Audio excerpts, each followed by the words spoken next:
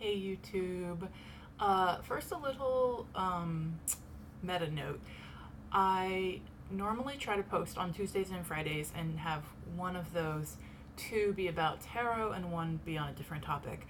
And because the videos that I'm most motivated to make right now are not about tarot, and because I will be in Miami week after this coming one, or the week after you're seeing this video probably, and I want to make sure that I have videos up. There may not be tarot content for a couple of weeks, but I'm not going to stop making tarot videos. It's just because what I have currently prepared is mostly non-tarot content, and I want to make sure I get content up, whatever that is. So just a little explanation there. To jump into today's video, this is going to be about mental health. I've talked a little bit on the channel about mental health, especially in the Unproductive series, talking about mental health in the context of productivity or time management, but this is going to be a little different. I wanted to talk about the kind of experience of when needs conflict, or understanding the difference between being stigmatizing or oppressive or ableist to someone with a mental health condition, and setting personal boundaries in relationships with someone who has a mental health issue or condition. So, and this also, by the way, parts of this may apply to physical health conditions as well. I'm just going to focus on mental health. So I thought about this topic. Actually, I've been watching recently a lot of really cool informative videos about dissociative identity disorder. I would particularly recommend the channels Dissociadid, DID, and Entropy System. Those two I really like if you are curious about dissociative identity disorder and want to learn about it from the perspective of folks who have it. But in watching these videos, I was thinking about a previous friendship I had, and then I was also just thinking about some of my own mental health stuff and how it intersects with that of friends. And so, this is going to be very my perspective, not scientific or, psychological or anything specific, and would totally welcome feedback in the comments, especially if you do think that I'm in any way being unfair, or that you would disagree, because I'm happy to, engage on this. I may not have the right answers yet. The reason that it came up for me at first when I was thinking about a previous friendship with somebody who is a system, so someone who has dissociative identity disorder, and therefore rather than there being a single integrated personality in their body, they have multiple alters or alternates that switch in their body. And I was thinking about this relationship and how this friendship, and how the fact of a person having multiple alters affected the way in which I was able to engage with them. And I thought of this mainly because I realized that there were a lot of comments on some of these channels, really nasty, hateful comments about people who do dissociation can happen in PTSD and other things, but specifically those who have dissociative identity disorder. There's a lot of shitty comments, and some of the themes that I've noticed in shitty comments around this include people thinking that someone's faking, that they don't really have different personalities inside themselves, which is not true. You can look it up. Dissociative identity disorder is well documented. There have been studies around how the brain acts when different alters are fronting, so very proven that it is a real thing. So people saying that you're faking, people thinking that alters are externally violent or necessarily bad, or maybe thinking that people are using switching in some way to get out of something, or as an excuse, or other things like that. And I will admit that when I first learned about dissociative identity disorder, I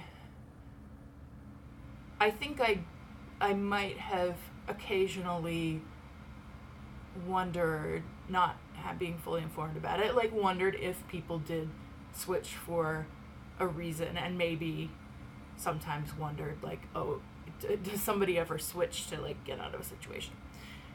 And what I've learned about that is, one, yes, actually, sometimes to protect themselves. So, the reason that the multiple identities are formed is due to childhood trauma. And so often a particular alter or alters will be a protector in the system. So, for example, if there's something triggering that happens, something that someone that is currently fronting, or at the front, the most conscious, I guess you would say, alter, something that they can't handle, then a protector might come to the front. There are also specific trauma holders in systems that have specific memories where other alters don't. So there are genuine reasons for folks to switch. And I think maybe, like, when I first thought about it, I misunderstood the utility of that, the reason why a brain would do that, because I was more familiar with other behaviors such as compulsive lying. And I'd known a number of people who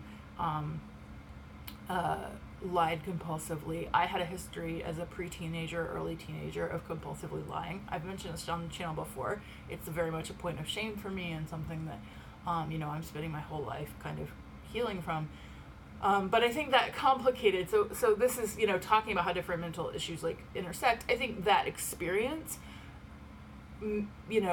it's hard to sometimes understand and be empathetic to others' experiences. So when I first heard about dissociative identity disorder, having the history of a totally different thing with compulsive lying, I think, might have initially thought, like, oh, maybe it's convenient to switch. But that is not at all how it is. And so when I was in this friendship with someone, so that would be an example, by the way, of ableism and misunderstanding the disorder. And then, cut forward a bit to this particular friend. So I got to know, I think, a couple of their alters and had a sort of flirtatious relationship, and had the opportunity to be more intimate in a more intimate setting with them, and declined. And particularly why I declined was related, but not because they had dissociative identity disorder generally.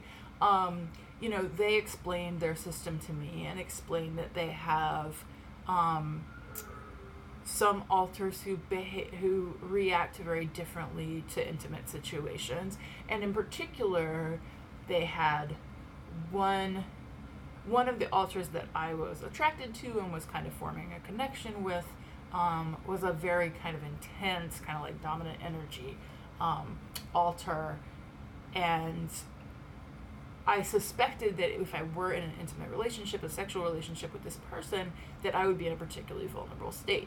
And they let me know that sometimes one of their younger alters, or as they call it, a little, a personality that's very young, would come to the surface.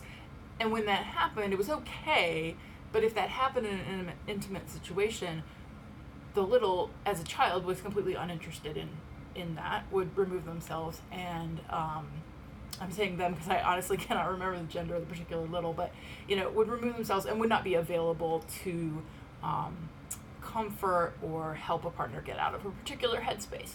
And so in that case, we talked about it explicitly, we communicated up front, and determined that because of my own ability, there's a siren, as Lindsay Mack would say, it's a message from the universe. I'm gonna wait for that to pass, maybe. Yeah. So anyway, basically because of my knowledge about my own mental health and my needs, particularly in an intimate relationship, in a sexual relationship, and this person's knowledge about the way the alters in their system interact and the way they come to the front, that it wouldn't make sense for us to be intimate. And I think sometimes, if you're in a situation like that, you may feel ultra cautious or not sure whether it's appropriate to set a boundary, because you don't want to be ableist and you don't want to act like, you don't want to be intimate with somebody because they have a mental health condition, or you don't want them to think that you dislike them because of that condition, or even like to the extreme sometimes, like, or like, I don't want somebody to think that I'm ableist, so like I'm going to go ahead with something that I'm uncomfortable with. And really, I think that is actually a form of ableism, like putting on a mask and pretending to be comfortable with something that you're not because a person has a disability, and you don't want them to think that you are ableist, like ends up being ableism. I think most people, I can't speak for everyone, but I think most people with disabilities and mental health issues would probably rather that someone be honest about their willingness to engage in whatever it is, whether it's sexual activity, whether it's a relationship in general, a friendship, whether it's conversation, whatever it is. I think most of us would rather somebody be direct and upfront, even if it is a little bit hurtful, and remove themselves, than engage with somebody who is not engaging genuinely and honestly. And in fact, with certain mental health conditions, I think honesty and authenticity is really paramount, and it could be harmful to learn that somebody was being disingenuous or engaging dishonestly. So, I can give other examples, like where I think sometimes mental health stuff, or it might be sensitive stuff or cognitive stuff, your needs just don't match. So maybe it's, something like I described. I think that's one example of where my needs in the situation didn't match that person's capacity to meet them, because they weren't sure whether the altar available at the time would have that capacity. Other examples like that, if someone has a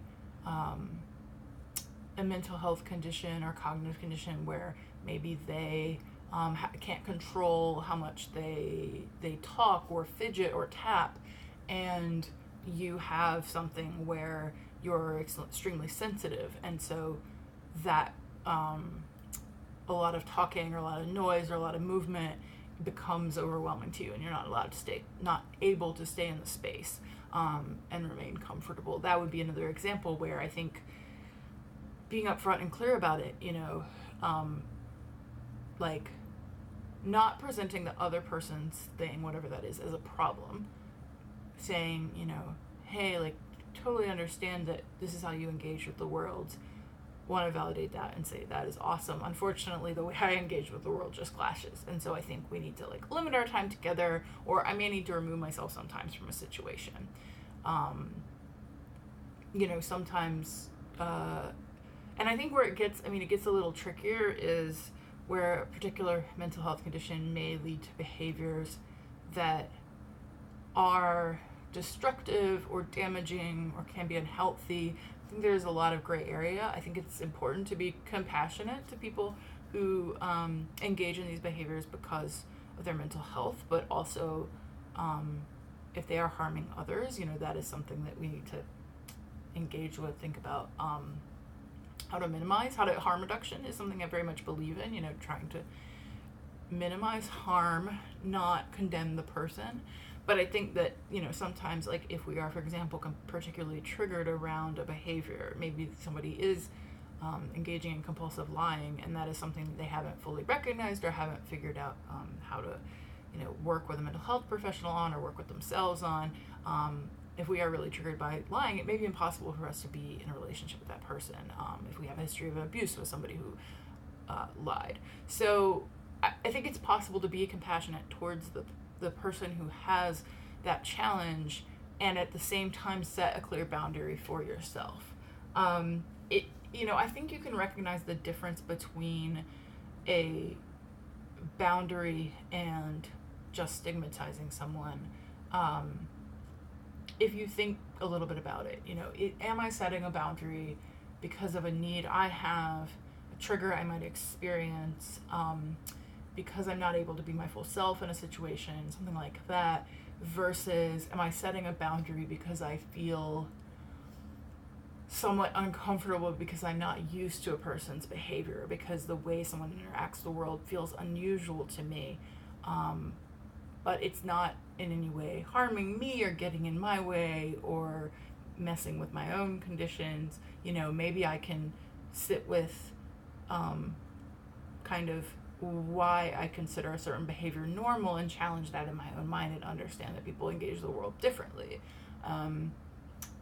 There may be a Venn diagram. These may not be totally clear. They might overlap, but I think just taking a moment to think which it is, and if it does fall into this bucket, to say, okay, I'm going to set a boundary, but I'm going to make it clear that I'm setting a boundary for me, that that I respect you as a person, and I understand your needs as a person, and I think they're really important, and for you to be able to meet your needs, I may not be able to be in the room, and that's okay.